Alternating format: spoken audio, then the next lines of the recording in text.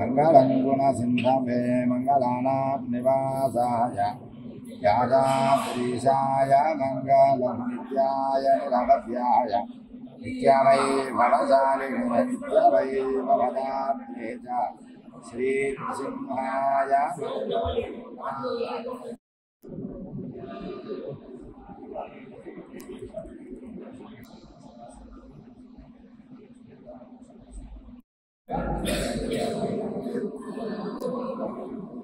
गुरुभ्यो नमः।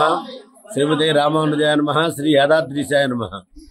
అఖిలాండకోటి బ్రహ్మాండ నాయకుడైన శ్రీ యాదాద్రి లక్ష్మీనరసింహస్వామి వారి దివ్యమైన సన్నిధానంలో మహావైభవపేతంగా స్వర్ణ విమాన గోపుర కార్యక్రమాలన్నీ కూడా 95% పూర్తయిపోయినాయి.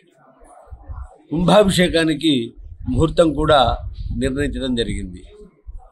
ఫిబ్రవరి 18వ తారీఖు నుంచి 23వ తారీఖు వరకు కూడా ఈ శుభముహూర్తం నిర్ణయించబడినది. ఈ నిర్ణయించబడినటువంటి ఈ కుంభాభిషేకంలో రాష్ట్రాల నుండి రాష్ట్రేతరాల నుండి విద్వంతులైనటువంటి మహాపండితులందరూ కూడా వేంచేసి అటు వేదం 108 ఋత్వికులు వేంచేస్తారు. వారి యొక్క వేద నాదంతో ఈ యాదపర్వతం అంతా కూడా భూనభోంతరాల వరకు కూడా శబ్ద బ్రహ్మమయం అయిపోతుంది.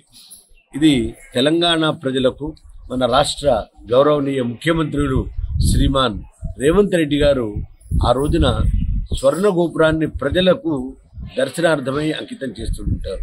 ఇది గర్వించదగ్గ అయినటువంటి విషయం.